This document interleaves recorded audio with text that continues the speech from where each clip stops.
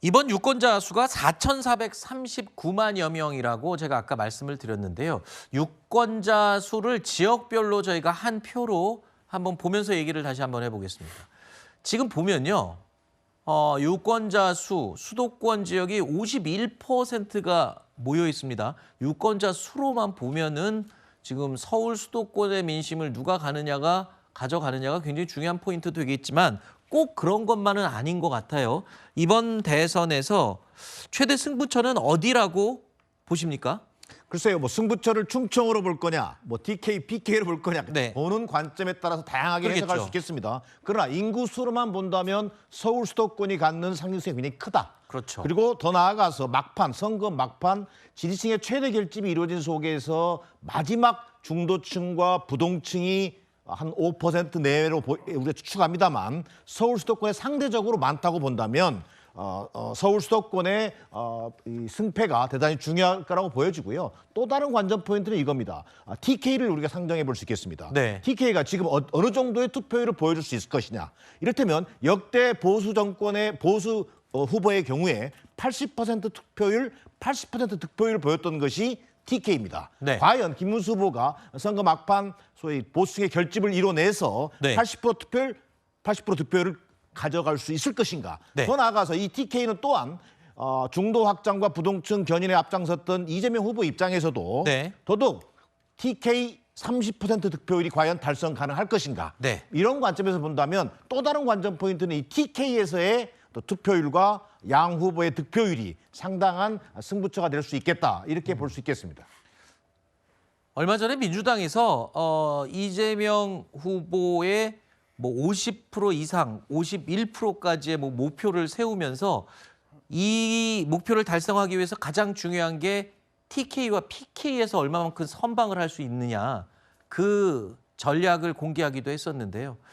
자, 이렇게 각 지역별로 특징에 따라서 이번 투표를 좌지우지할 수 있는, 보는 시각에 따라서는 모든 지역이 다 중요합니다. 자, 그런데 우리나라 지역 가운데 정말 특이한 지역이 있죠. 충청 지역. 스윙 스테이트라고도 불리고 캐스팅 보트 지역이라고도 하는데, 역대 대선의 결과와 맞추어 보면 충청 지역의 표심이 대부분 대선의 결과를 맞췄다는 겁니다. 자, 그래서 이번 대선에서도 충청의 표심이 어떻게 갈지 많은 사람들이 관심을 갖고 있는데요. 이재명 후보와 김문수 후보도 이 중원의 표심을 잡기 위해서 유세와 공약에 아주 많은 공을 들여왔습니다. 지방에서도 먹고 살 수 있는 길을 열어줘야죠. 지방에 인센티브를 주는 그런 전략으로 완전히 바꿔야 된다. 여러분이 추구하고 있는 충청권 메가시티를 강력히 지지하고 지원하겠습니다. 청주를 중심으로 충청권을 하나의 거대한 독립된 경제권으로 확실하게 지원하고 지지하고 밀어붙이겠습니다. 청주공항에서부터 오송으로부터 해가지고 다시 세종에서 대전까지 연결하는 CGX 들어보셨죠? 이거 김문수가 한 줄 아십니까? 김문수가 발명한 겁니다. 제가 대통령 되면 CGX 고속철도 반드시 완공하겠습니다. 청년들이 여기 고향을 떠나지 않고 이곳에서 일자리를 잡아서 동주 발전, 지역 발전을 확실히 하겠습니다, 여러분. 충청도를 정치적으로 중원이라고도 많이들 평가를 하고, 캐스팅 보트, 스윙 스테이트, 여러 가지 표현이 있습니다. 제가 아까 앞서 말씀드렸지만 역대 선거에서 충청 지역은 민심의 바로미터다라는 평가를 받고 있습니다. 그만큼 선거 결과를 예측하다시피 대부분 일치했던 지역이 몰려있는 곳이 바로 충청 지역인데요. 그 가운데서도요. 좀 같이 표를 보면서 설명을 드릴까요? 대부분의 지역에서 충청 지역은 대선 결과를 마쳤습니다. 그런데 그 가운데 오송역이 있는 충북 청주시 흥덕구 같은 경우는 실제 대선의 결과의 표차까지도 맞춘 것으로 나오고 있습니다. 충청 지역의 분들 대단하신데 청주 흥덕구 지역 그 유권자들은 더 대단하신 것 같습니다. 네.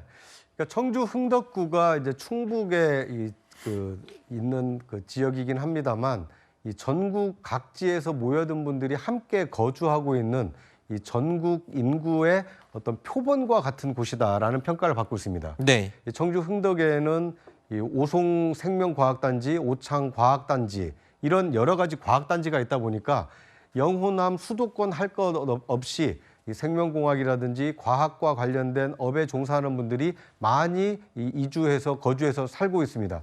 그러다 보니까 전국 득표율과 비슷한 득표율을 기록하고 있다 보니까 역대 선거에서 쪽집게 지역이다 이런 평가를 받고 있습니다. 실제로 이 87년 이 직선제 대통령제가 실시된 이후에 청주 그리고 특히 충북에서 더 많은 득표를 한 이 대선 후보가 당선한 것이 지금까지는 한 번도 깨지지 않은 기록입니다. 그러다 보니까 충북 매직이다, 청주 흥덕 매직이다 이제 이런 얘기가 나오고 있는데요. 네. 이번 6.3 대선에서도 이 청주 흥덕에서 앞선 후보가 실제 당선의 영광을 누릴 수 있을지 네. 지켜보는 것도 재미있는 이 관전 포인트가 아닐까 하는 생각이 듭니다. 너무 그렇게 말씀하시면 지금 청주 흥덕구 유권자들 부담스러우시겠어요. 뭐 이번에도 또 맞추라는 말씀처럼 얘기를 하시니까. 그래서 혹시라도 투표 안 하신 청주 흥덕구 유권자분들 계시면 네. 아직 그 투표 시간 많이 남아 있으니까요. 가까운 투표소에 반드시 신분증을 지참하고 나가셔서 더 많이 투표하셔서 청주 흥덕이 정말 쪽집게 지역이다라는 것을 네. 다시 한번 과시해 주셨으면 하는 바람입니다. 이 그래프가 바로 지난 20대 대선에서 전국의 득표율 오른쪽에 보고 계시죠. 이재명 당시 후보와 윤석열 전 대통령 47%대 48%. 소수점 자리까지도 보면은 거의 유사하게 나온 지역이 바로 청주 흥덕구입니다. 지금 이 충청 지역에 특히 대선 지난 20대 대선을 정확하게 예측했던 이 지역구 얘기를 왜 하냐면요. 이재명 후보가 아까 강조했던 이 중도, 확장, 그게 바로 저런 청청 지역의 민심을 확보했느냐 안 했냐의 여부가 될 수도 있지 않습니까? 그리고 또 김문수 후보 입장에서 봤을 때도 저 분위기를 지키느냐 아니냐가 관건이 될 것 같아요. 그래서 더더욱 캐스팅 보트의 역할이 중요해지는 것 같아요. 네, 아무래도 사실 선거에서는 항상 이런 캐스팅 보트 역할을 하는 지역들이 좀 주목을 받기 마련이죠. 네. 뭐 세대도 그렇고요. 근데 말씀해주신 대로 이 충청을 잡아야 이길 수 있다라는 정서는 사실은 이제 선거를 할 때마다 늘 듣는 이야기인 것 같습니다. 그렇기 때문에 이재명 후보도 상당히 이 지역에 공을 많이 들였다라고 볼 수가 있겠는데요. 네. 저는 아무래도 그럼에도 불구하고 이 충청권의 이 들였던 노력들이 결국에는 다 빛을 볼 수 있을 거라는 생각이 드는데 지난번 대선과는 다르게 이번 대선은 평시에 치러지는 대선이 아닙니다. 네. 어쨌든 불법 비상계엄 이후에 치러지는 선거이기 때문에 이 전 정권에 대해서 저는 충청권 유권자들께서도 굉장히 냉철하게 판단을 하셨을 것이다라는 생각이 들고 이 부분에 대해서 충청권이 그동안 늘 사실 자주 그랬듯이 이 민심의 바로미터 역할을 이번에 확실하게 해주시지 않을까라고 기대가 됩니다. 가장 본인의 소신과 생각대로 투표를 하시는 분들이 아닐까 그런 생각이 드네요. 그리고 어제까지는 이제 공식 선거 운동을 모두 후보들이 할 수 있는 시간이었지만 오늘 같은 경우에는 그러면 이제 투표가 진행되고 있는 동안 후보들은 뭘 할 수 있는 겁니까? 공식적인 선거 운동은 사실 할 수가 없는 거고요. 맞습니다. 선거운동은 이제 끝이 났기 때문에 후보들을 비롯해서 모든 선대위 구성원들이 투표를 독려하는 것 외에는 네. 구체적인 선거 캠페인을 벌일 수가 없거든요. 선거 독려는 뭐 선거 운동이라고 할 수 없는 거니까요. 맞습니다. 그렇죠? 예, 선관위에서도 적극적으로 투표 독려를 하는 만큼 네. 가치 중립적인 행위다라고 볼 수 있을 것 같고요. 통상 이 개표 당일에는 선거 당일에는 후보들은 자택에 머물면서 조용히 상황을 주시하는 것이 일반적이었습니다. 그래서 네. 이번에도 비슷한 양상이 이루어질 거다라고 생각을 하고요. 만약에 출구조사 결과가 발표되고 특정 후보에 대한 당선 유력 또는 이제 당선 가시화가 되는 그런 시점들이 오면 아마 선거 사무소로 이동을 할 겁니다. 선거 네. 상황실로 이동을 해서 이제 국민들께 간단한 소회를 밝힐 것으로 보이고요. 이제 그 이후에 이제 관련된 당선인 신분이 되자마자 바로 경호를 받는 신분이 되기 때문에 이제 그때부터는 이제 내일 예정된 아마 취임식을 준비하는 단계가 되지 않을까 생각이 들고요. 당장 오늘 이 개표 상황 동안에는 특별한 움직임은 없을 것이다. 네. 그렇게 전망할 수 있을 것 같습니다. 일단 이 대통령 선거 본투표 7일 전부터는 일체의 여론조사를 발표를 할 수가 없는 여론조사 공표 금지 기간이었죠. 그 일주일이 기간이 있었습니다.